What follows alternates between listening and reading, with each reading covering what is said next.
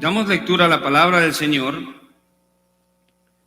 Y dice Pablo en la introducción a los Romanos, como les explicaba la semana pasada, los primeros versículos de Romanos es una introducción nada más, es un saludo, era común en las cartas de Pablo.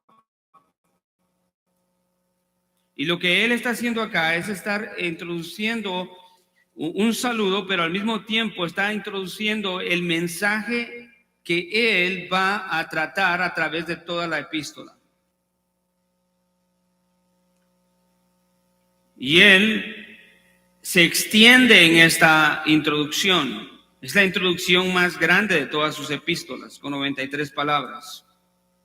Y dice Pablo, se introduce, dice: Pablo, siervo de Jesucristo, llamado a ser apóstol, apartado para el evangelio de Dios que él había prometido antes por sus profetas, en las santas escrituras.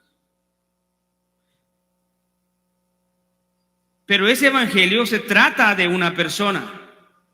Y el versículo 3 dice de quién se trata. Y dice el versículo 3, acerca de su Hijo, nuestro Señor Jesucristo, que era del linaje de David según la carne, que fue declarado Hijo de Dios con poder según el Espíritu de santidad por la resurrección de entre los muertos. Y Pablo dice, y es por él, y es por quien hemos recibido la gracia, hemos recibido la gracia salvadora. ¿A qué se refiere a eso? Y el apostolado para la obediencia a la fe en todas las naciones por amor de su nombre. Amados de Dios, llamados a ser santos, gracia y paz a vosotros de Dios, nuestro Padre, y del Señor Jesucristo. Gracias, Padre, por tu palabra. Una cosa, Señor, es nada más la que pedimos, como siempre, señores, de que tu palabra, Señor, sea expuesta de una manera fiel, una manera clara, con el propósito, Señor, que está en tu corazón de poder traer, Señor, vida a las personas que escuchan tu palabra. Vida a través de conocer el mensaje del evangelio, porque no hay otra manera.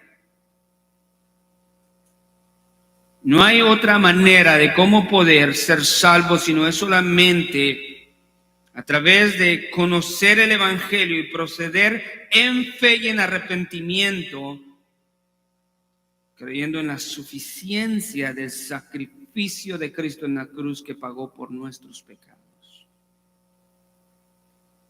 No hay nada más, Padre. Por eso sabemos que esto es importante, Señor, y te pido que me des la claridad, Señor, para explicar esto en esta tarde, y que mis hermanos puedan escuchar y retener claramente tu palabra, Señor.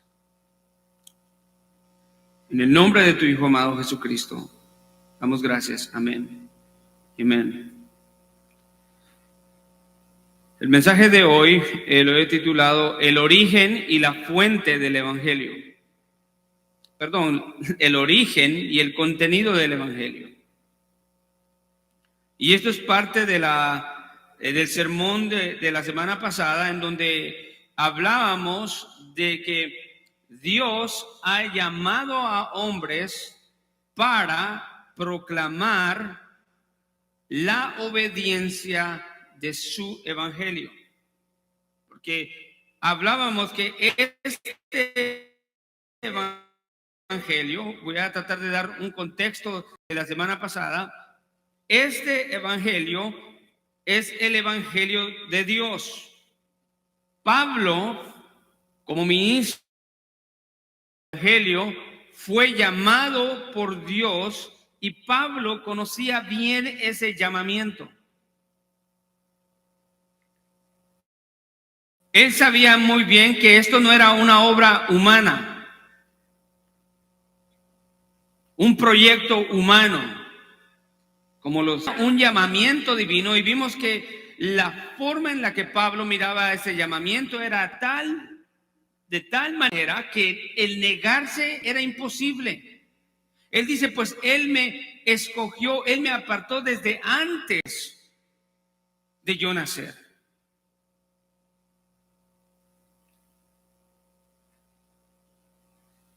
Pablo sabía muy bien que él había sido llamado no solamente a la salvación, pero había sido llamado de una manera específica y única, como lo fue él como apóstol, a ser un heraldo, un apóstol, un proclamador del evangelio. No un proclamador de novedades, de sistemas de hombre, no un proclamador de nuevos, entre comillas, evangelios, porque no existen otros evangelios. Él sabía que él fue llamado, y como lo puede ver en la escritura, dice, él fue apartado para el evangelio de Dios. De nadie más, no su evangelio.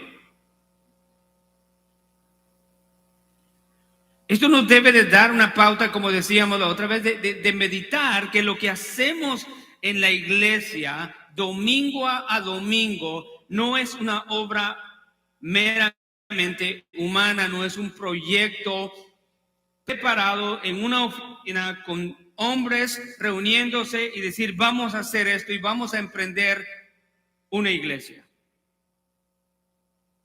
No.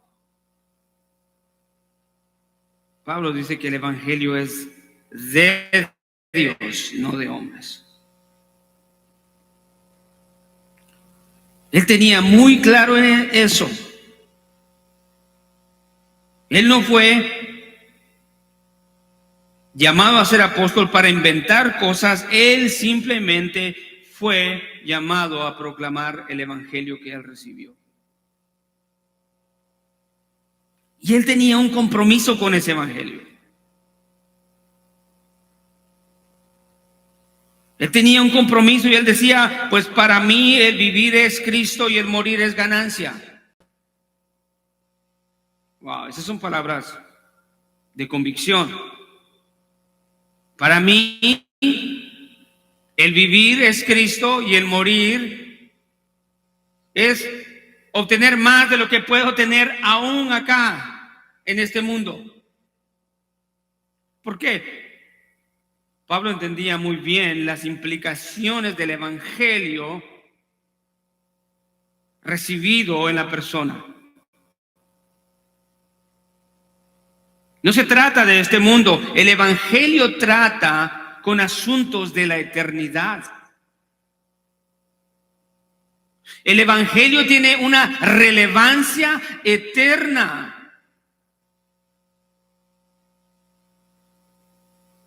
Y por eso tiene una consecuencia el obedecerlo o el desobedecerlo. Pablo decía, pues para mí el vivir es Cristo, sí, porque vivir para él era hacer el ministerio el cual él había sido llamado a hacer.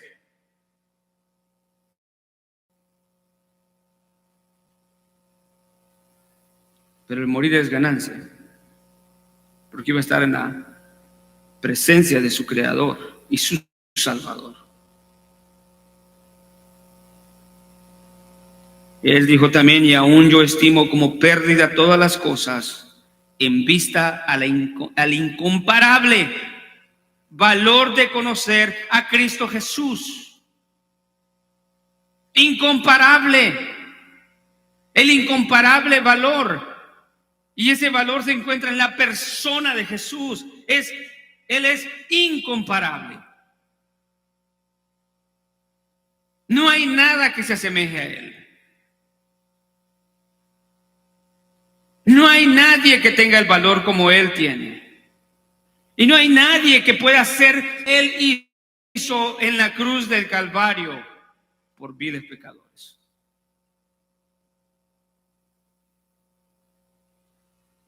Pablo tenía un compromiso, decía, nada en este mundo. Y se recuerda cuando estaba escribiendo a la iglesia en Éfeso, que pide oración, y no pide oración para que se acaben sus sufrimientos. Él no pide oración para que ya sus cadenas sean rotas y sea liberado, sino él pide y dice: yo soy embajador en cadenas. Usted sabe que es un embajador, ¿verdad? No es una persona prominente, importante, un delegado para representar un gobierno. Pablo estaba diciendo: yo soy representante de Dios oficial, porque fui llamado como apóstol para proclamar el evangelio aún en cadenas. Y por eso es que no me preocupo, no oren para que sea liberado de este sufrimiento, sino oren para aquello que hay oposición. Hermano, el reino de las tinieblas no le importa que estés encadenado en una cárcel. El reino de las tinieblas sí le importa que tú estés proclamando el evangelio. Y va a haber oposición para proclamar el evangelio.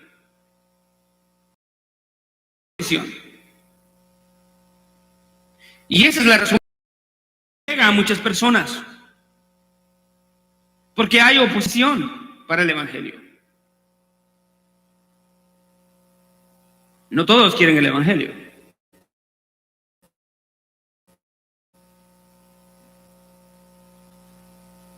Hay muchas razones por qué no quieren el evangelio. Algunos tienen una idea de lo que es el evangelio que es equivocada, inadecuada, por culpa de los falsos maestros y pastores haraganes que no quieren ser responsables ni toman su llamado con la seriedad que lo deben de tomar para proclamar el evangelio según las escrituras. Por eso es que el evangelio no es el evangelio de tal denominación o de tal organización, evangelio de tal seminario o de tal iglesia. No, el evangelio es el evangelio de Dios. A ese evangelio del Dios el diablo sí se va a oponer, porque el evangelio salva, el evangelio redime. Y Pablo dice: no oren para que yo sea liberado de las cadenas, no oren para esto, oren para que cuando yo abra mi boca, hable con denuedo, que el evangelio no tenga tropiezo, que sea recibido,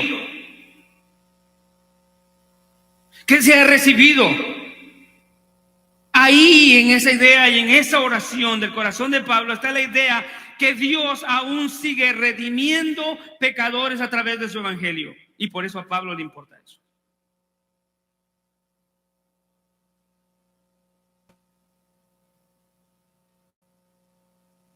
El hombre de Dios tiene que saber eso.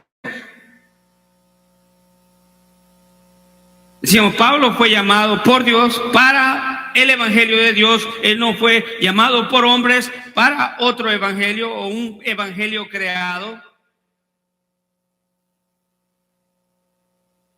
Entre paréntesis, hoy en día encontramos iglesias con muy buena intención, pero ya vimos que debemos de rechazar cualquier buena intención, por muy buena que sea, pero que está predicando un evangelio que está lejos de la escritura.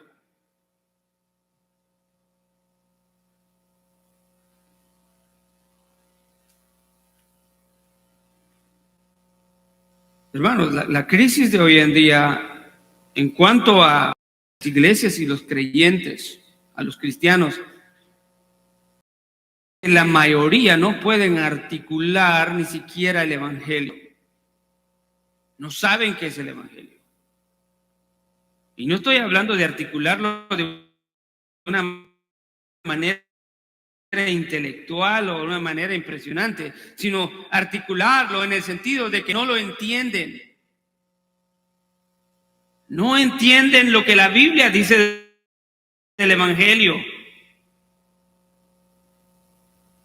Eso no se aprende en una conversación, en un día.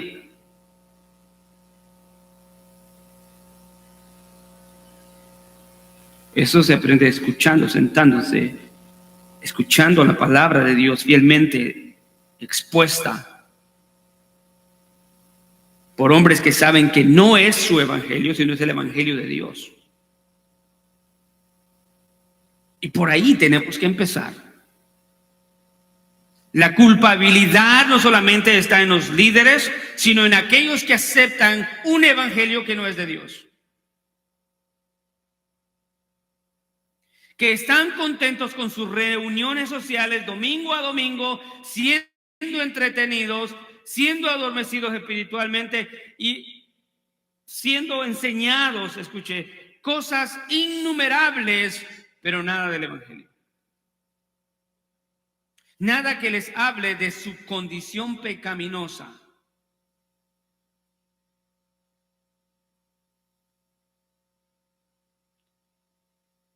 Y que sin un arrepentimiento, la Biblia dice, por cuanto todos pecaron, están destituidos de la gloria de Dios. Y la paga del pecado es muerte, pero la dádiva de Dios es vida eterna en Cristo Jesús.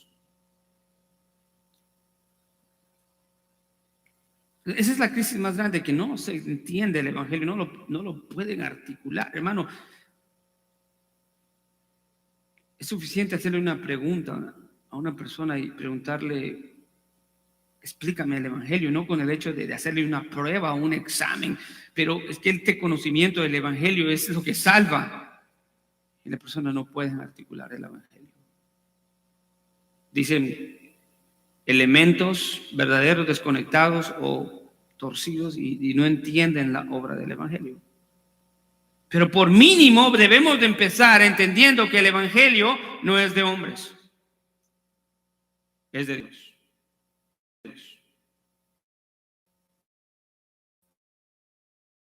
Eso es un buen fundamento. Y si es de Dios, yo no tengo el derecho de cambiarlo como ministro, como predicador, no. Y tampoco ustedes, mis hermanos, tienen el derecho de hacer el evangelio lo que ustedes quieran, porque es el evangelio de Dios. Ustedes no pueden tomar y decir, el pastor dice esto, si el pastor está predicando, asumiendo que el pastor está predicando fielmente, pero no, yo voy a hacer esto.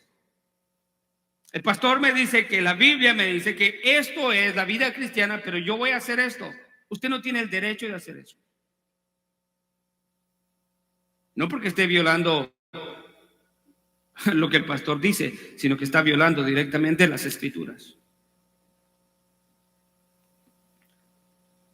Entonces hay una doble culpabilidad ahí, pero Pablo entendía que su llamado había sido de Dios y había sido llamado para el evangelio de Dios. Entonces empezamos, claro que el evangelio es de Dios y Dios llama a hombres para proclamar, y decíamos que si es verdad que Dios ha apartado a hombres para ser mensajeros de su evangelio, no se debe ignorar que estos hombres no son el centro, ni los miembros de la iglesia son el centro del evangelio, ni tampoco la iglesia es la fuente del evangelio, ni siquiera los ministros son la fuente del evangelio.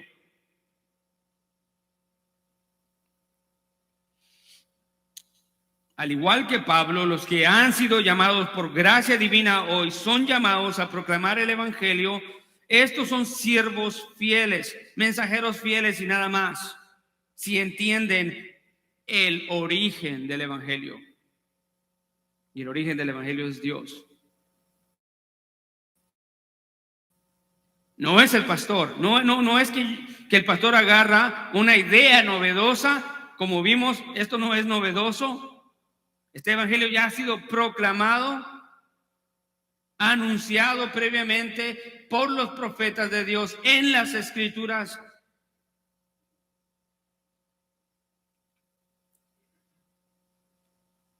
Esto no es novedoso.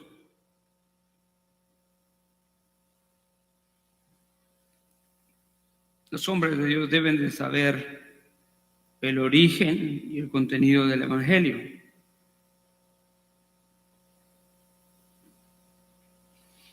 Pablo dice que ese evangelio es el evangelio de Dios. Pablo está aclarando que este evangelio no es un mensaje que se originó en él, no es una innovación que Pablo hubiera inventado, era quizás nuevo para los romanos que lo estaban escuchando en el sentido de que nunca habían escuchado el mensaje del evangelio, pero el mensaje en esencia no era nuevo. Dice ahí en el versículo que tenemos, en el 1 y 2, dice, lea conmigo, Pablo dice que él ya había prometido por medio de sus profetas en las Santas Escrituras. Pablo no era innovador. Hebreos 1 adelante nos lleva a cómo Dios dice, ha hablado previamente por medio de sus profetas.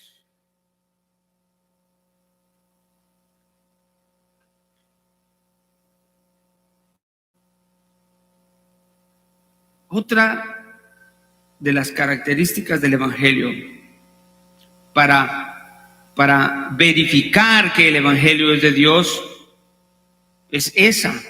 Entender que el evangelio de Dios había sido prometido antes. Esto no es una innovación. Esto es un mensaje histórico, real, anunciado por Dios. Hermano, ¿alguna vez ha meditado que la fe nuestra es una fe histórica? No es nueva. Es histórica, y si es histórica es real.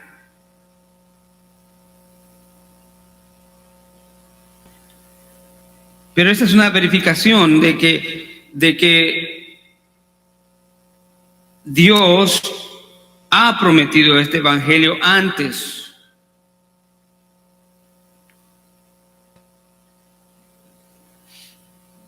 Eso es lo que, como decía, no solamente lo hace algo nuevo, sino que lo hace una promesa que fue anunciada, según Pablo, por medio de estos profetas en las Santas Escrituras. Este es el mensaje del evangelio que Dios ha prometido. Y quisiera resaltar esto. Di versículos como Romanos 16:26, Romanos 3:21, Hebreos 1, y podemos ir al Antiguo Testamento y ver todas las promesas, que lo vamos a hacer en unos momentos, y podemos ver que ese es el mensaje que Dios prometió en las Escrituras. Entonces, hay algo que debemos de entender para verificar si el evangelio es verdaderamente bíblico. Otra manera de decir eso es, si el evangelio es de Dios, es esto. Debemos de entender que los profetas ni Dios prometió nada del evangelio fuera de las Escrituras. Nada. No es una visión, un sueño, no es alguna innovación de algún ministerio. No, Dios no prometió nada del evangelio fuera de sus Escrituras. Puede concebir eso, que Dios mismo dice, no prometió nada del evangelio fuera de las Escrituras. Vamos a Gálatas 1.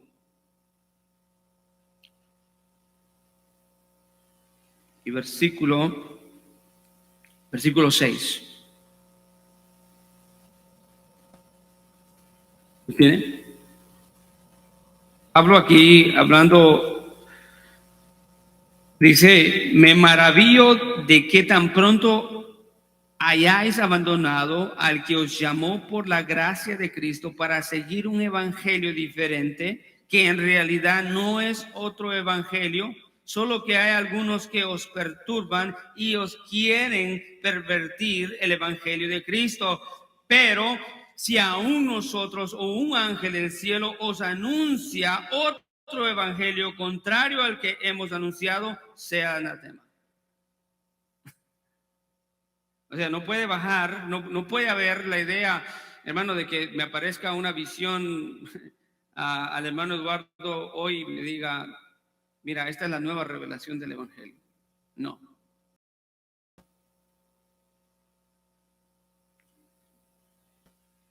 Cuando escuchamos innovaciones o ideas nuevas, debemos de ser escépticos. No. Entonces, Ni ellos, o sea, los profetas, ni Dios prometieron nada del evangelio fuera de las escrituras. Nada. Fue en las escrituras mismas en donde por medio de ellos Dios prometió su evangelio. En otras palabras, amados hermanos, el evangelio de Dios no puede ser un evangelio que menosprecia las escrituras para proclamar un supuesto evangelio. Proclamar un evangelio que menosprecia las escrituras, les dije, es lo más inútil que un hombre puede hacer. ¿Por qué? Está condenando personas. Se está condenando y está condenando personas.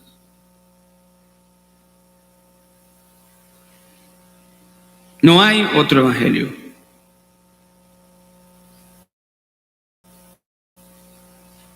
No hay revelación fuera de las escrituras. Todo está contenido en la Biblia, la palabra de Dios, en el canon bíblico, los 66 libros sagrados.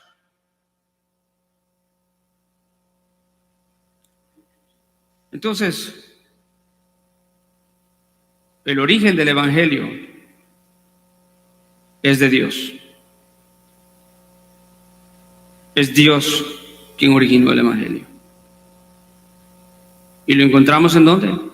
En las escrituras. Y nada más. Por ahí podemos escuchar diferentes ideas acerca del evangelio, especialmente estos tiempos son tan peligrosos. Solo agarras el teléfono y pones YouTube un video y encuentras 1,000,000 de evangelios. Modernos, legalistas, sociales, hasta tecnológicos, avanzados, suaves, extremos, frescos, evangelios frescos, así. Es muy peligroso. Pero nosotros sabemos que no hay evangelio que debemos de aceptar que no se encuentra en las escrituras. Pero hay otro punto, amados hermanos, y es en el tiempo que me queda, es entender que si ese evangelio es de las escrituras, escritural, y no se trata de Pablo, no se trata de hombres, también Pablo nos da otra verificación acerca de cómo identificar ese evangelio. Y ese evangelio, dice Pablo, que tiene un centro, y no son los hombres, sino el centro es el Hijo de Dios. Versículo 3 dice, acerca de su Hijo. Acerca de su Hijo. El evangelio que él había prometido antes, del cual él es ministro, dice que se trata de quién, acerca de su Hijo.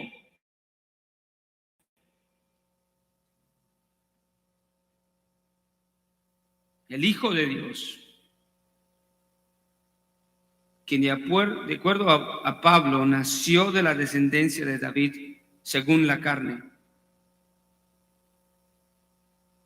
El versículo 4 empieza diciendo que el evangelio que ya previamente había sido prometido es acerca de su Hijo. Y aquí hay una implicación trinitaria, porque el Hijo no puede ser Hijo de Dios sin ser la segunda persona de la Trinidad. Pablo sigue diciendo que este Hijo de Dios también nació de la descendencia, ¿de qué? De David, según la carne, y por lo también le atribuye ¿qué? Humanidad. O sea, este no solamente es Hijo de Dios y es divino, pero Pablo ahí mismo le atribuye ¿qué? Humanidad. Esta aparente antítesis, Hijo de Dios, Hijo de David, entiéndase Hijo de David como Hijo de hombre, tiene que ver con las promesas de Dios a Israel a través del pacto davídico. Esta es la promesa al rey David en 2 de Samuel 7:12. Abra la palabra del Señor ahí en 2 de Samuel.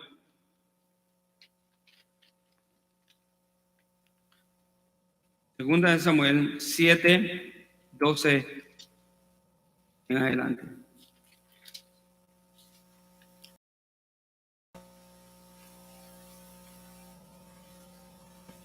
(7:12) dice, hablando a David, esto es una promesa a David, es el pacto que Dios hizo con David. Dice, y cuando tus días sean cumplidos y duermas con tus padres, yo levantaré después de ti a uno de tu linaje, el cual procederá de tus entrañas, y afirmaré su reino. Él edificará casa a mi nombre, y yo, escuche, y yo afirmaré para siempre el trono de su reino. Estoy seguro que todos los hijos de David, y como nos muestra la historia, perecieron. Pero este reino es un reino eterno. Es un texto mesiánico, anunciando y anticipando la llegada del Mesías prometido, el siervo de Dios, el siervo sufriente de Dios, quien cargaría con los pecados.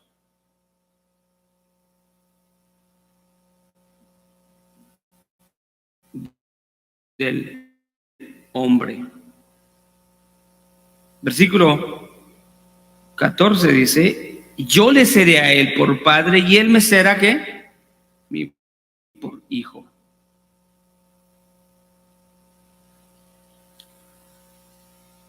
Esto tiene que ver, Pablo está yendo atrás y proclamando esa verdad que ya había sido proclamada.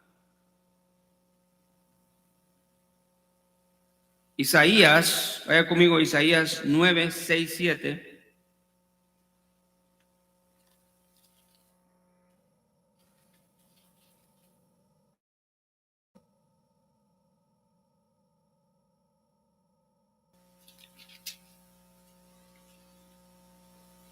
Isaías 9, 6, 7. Porque un niño nos es nacido, hijo nos es dado, y el principado sobre sus hombros, y se llamará su nombre admirable. Escuche, ¿cómo se llamará este hijo que será dado? Será llamado admirable, consejero, será llamado Dios fuerte, Padre eterno, príncipe de paz.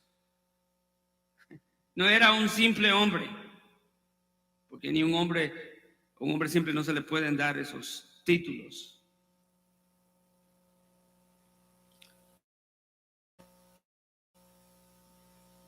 Jeremías 23, 5 al 6. Vaya Jeremías 23.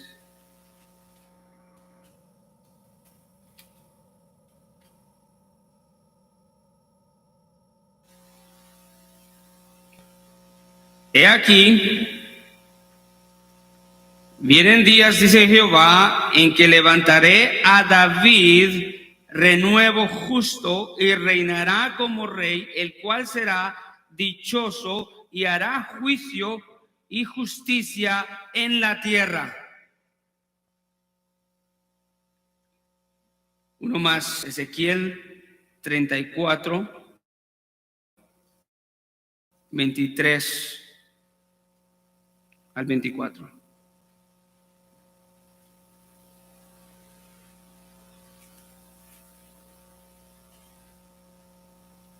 Ezequiel 34, 24 dice, yo Jehová le seré por Dios, y mi siervo David, príncipe en medio de ellos. Yo Jehová he hablado, y estableceré con ellos pacto de paz, y quitaré de la tierra las fieras, y habitarán en el desierto con seguridad, y dormirán en los bosques.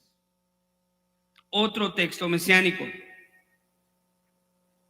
Salmo 110, no vamos a ir ahí. Salmo 72, Salmo 89, Isaías 53, Isaías 52,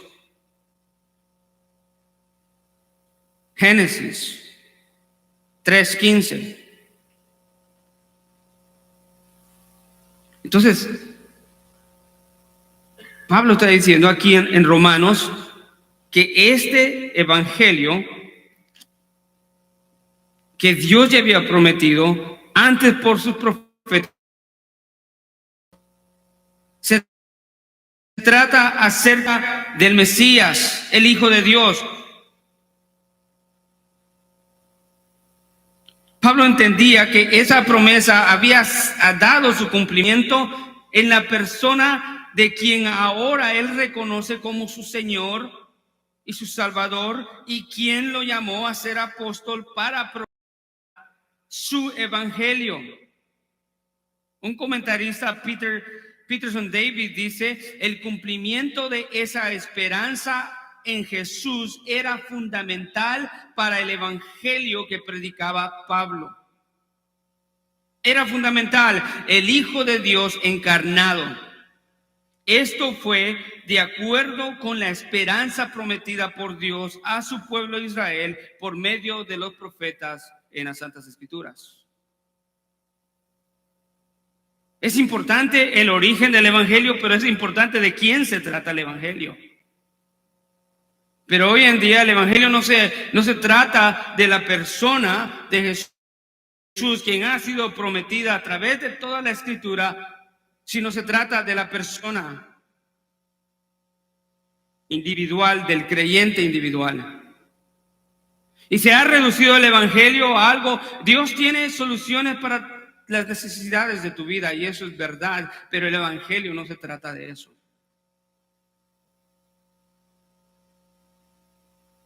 Porque Dios ha salvado a hombres que aún en cama han muerto con un cáncer o han muerto de una manera tan brutal. Así que el evangelio no se trata de resolver los problemas personales y las dificultades de la vida diaria, sino se trata de salvar el alma de los hombres, de traerlos a paz para con Dios. Justificados, tenemos paz para con Dios. Pablo entendía que ese cumplimiento de la esperanza de Jesús era fundamental para ese evangelio, porque él no podía crear nada nuevo. Lo único que le da esperanza al hombre es esa promesa dada por Dios desde siempre.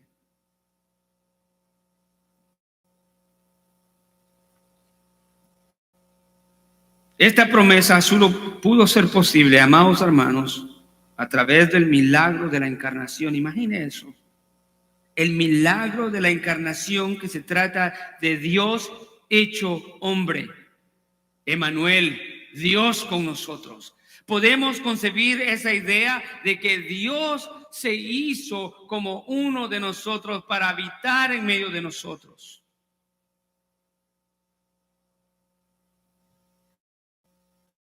El Evangelio de Juan 1:14, háblalo conmigo.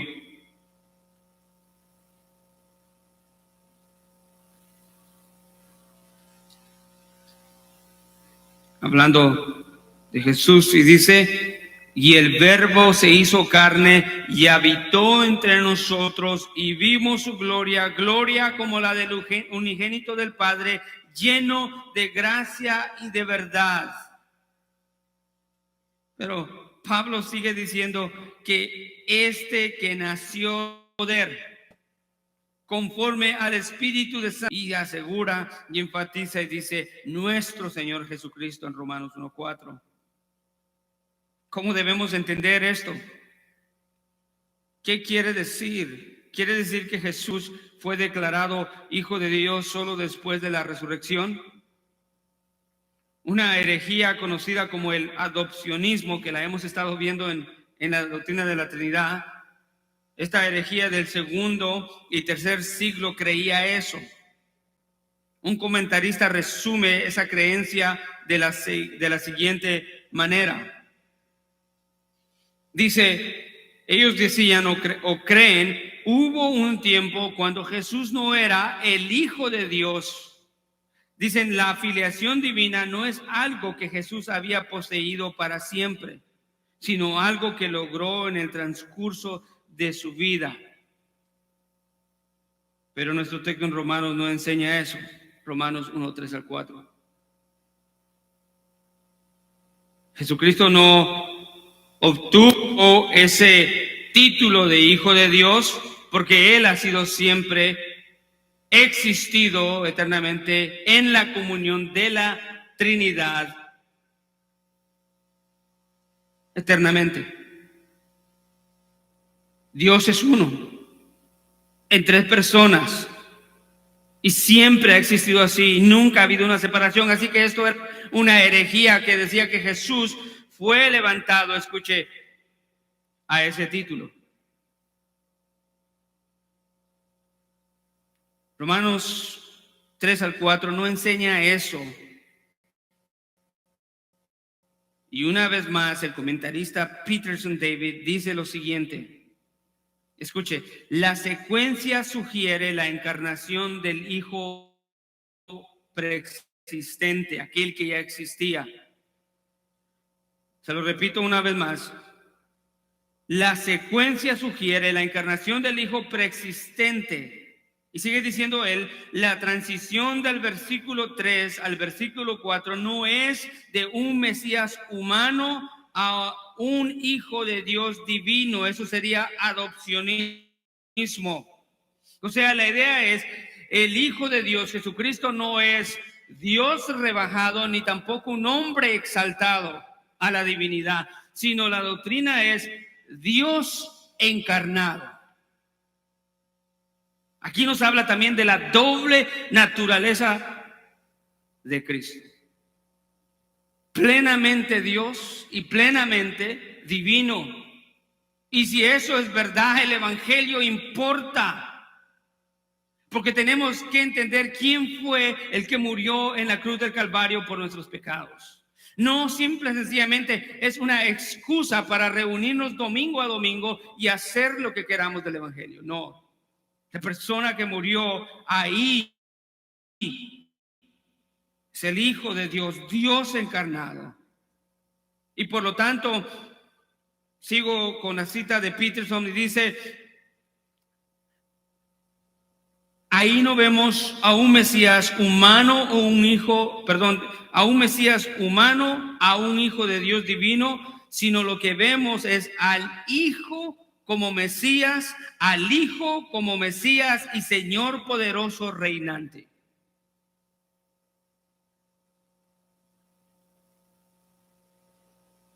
El Hijo de Dios tomó forma de hombre y recibió humanidad, y por la resurrección fue designado ahí Hijo de Dios.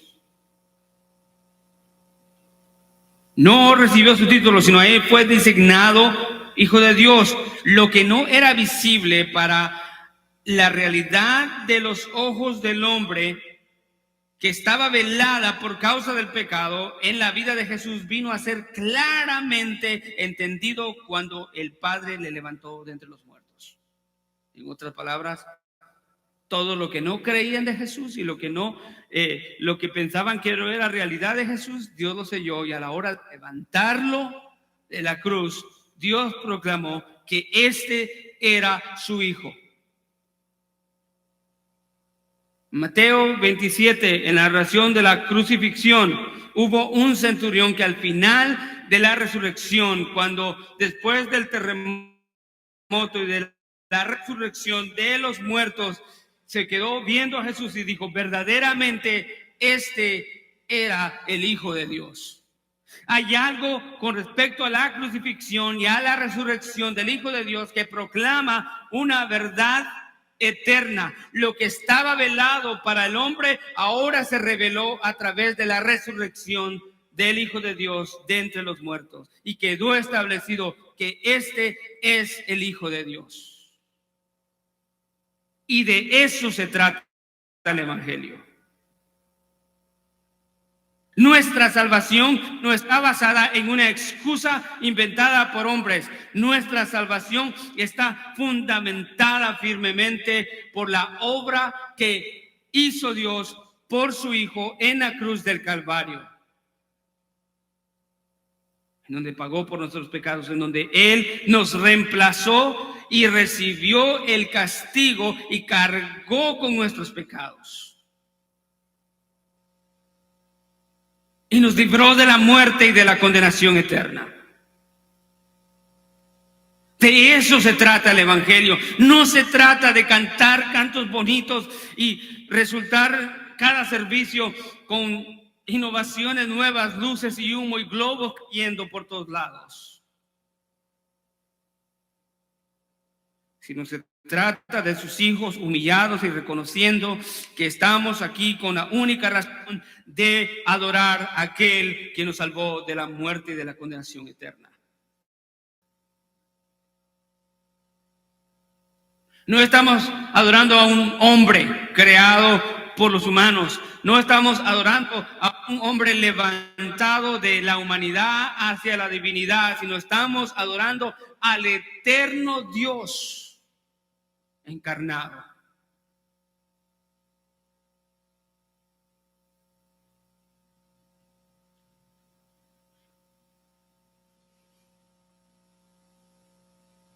Eso fue lo que hizo la resurrección. Lo que era invisible, pero era realidad, estaba velado de Jesús, fue claramente entendido por los hombres cuando Él le levantó de entre los muertos. Juan 1:1 dice: y en el principio era el verbo, y el verbo era con Dios, y el verbo era Dios.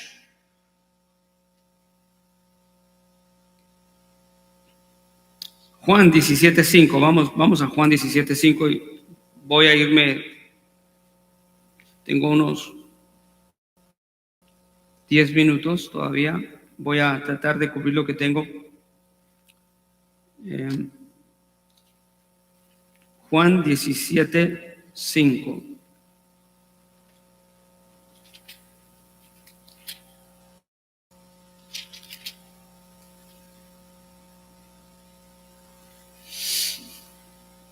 Lo voy a leer desde el 1. Dice: Jesús orando antes de ir a la cruz dijo: Padre, la hora ha llegado, glorifica a tu Hijo para que también tu Hijo te glorifique a ti, como le has dado potestad sobre toda carne, para que dé vida eterna a todos los que le diste. Y esta es la vida eterna, que te conozcan a ti, al único Dios verdadero, y a Jesucristo a quien has enviado. Yo te he glorificado en la tierra, he acabado la obra que me diste que hiciese. Ahora pues, Padre, glorifícame a tu lado tuyo con aquella gloria que tuve contigo antes que el mundo fuese. Wow.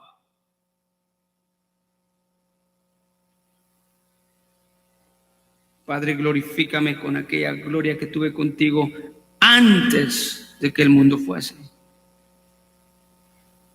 La divinidad de Cristo. Colosenses 1:15.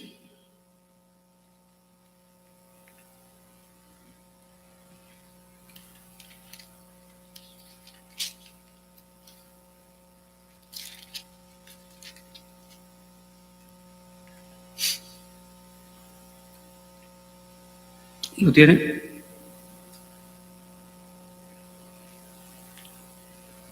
Y Él es la imagen del Dios invisible, el primogénito de toda creación. Colosenses 2:9, ahí mismo. Porque toda la plenitud de la deidad reside corporalmente en Él. ¿No fue una recompensa dada en la cruz de ser levantado a la divinidad? No. sino lo que estos versículos en Romanos nos hablan es de que por medio de la resurrección vino la certificación divina del Padre para que no quedara duda alguna de que Jesús era verdaderamente el Hijo de Dios, el Salvador del mundo, aquel quien vino a salvar al hombre de sus pecados. Hermanos,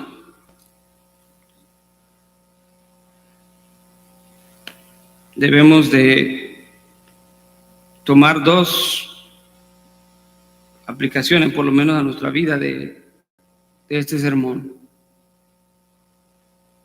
Una es entender de que el Evangelio no es un Evangelio creado por hombres y que yo tengo la responsabilidad como oyente de vivir la palabra de acuerdo a como la Escritura dice y no como el hombre dice. No tengo el derecho de cambiar el Evangelio porque viene de Dios y no de mí. De eso depende mi vida espiritual. El hombre, dice la palabra del Señor en Jeremías, engañoso es el corazón. ¿Quién lo conocerá?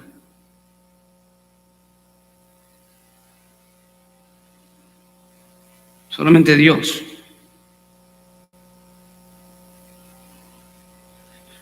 No hagamos del Evangelio algo que la Biblia no dice el Evangelio. Entendamos que el Evangelio se trata del Hijo de Dios, quien murió en la cruz del Calvario, siendo Dios mismo, derramando su sangre por salvar a viles pecadores. Eso es maravilloso y grandioso. No se trata de nosotros. Se trata de lo que Él hizo en la cruz del Calvario. Y en el proceso nos trae bendición a nosotros, ¿verdad? Proclamemos ese Evangelio. Hablemos de ese Evangelio. Pero conozcamos el Evangelio. Gracias, Padre. Padre amado, te damos tantas gracias por este día maravilloso que juntos para escuchar, Señor, tu palabra. Padre, si hay algo que queremos ser, Señor, es ser fieles al Evangelio, y lo vamos a hacer de esta manera, entendiendo que el Evangelio no es de hombres, sino que es tuyo, no está fuera de las Escrituras. Guarda nuestros corazones de no hacer aún nuestro propio evangelio personal, ni siquiera un evangelio que nos prediquen que es falso, pero de no hacer un evangelio nosotros mismos en nuestra mente, en nuestros corazones, porque eso sería igual, Señor, de dañino y de rebelde. Queremos reconocer, Señor, que tu evangelio nació en ti, viene de ti y está plasmado en las Escrituras. Y entender que el Evangelio no se trata de otra cosa, sino de tu Hijo amado, en quien habita corporalmente la plenitud de la deidad, la segunda persona de la Trinidad, quien no teniendo lo que hacer descendió tomando forma de cielo, añadiendo humanidad a su naturaleza para poder llegar a la cruz y tener el valor suficiente, que es incomparable, dice Pablo, para morir y pagar por los pecados del mundo, Señor. Que nunca se nos olvide eso. Te pedimos en ese mismo nombre de tu Hijo, Jesucristo. Amén.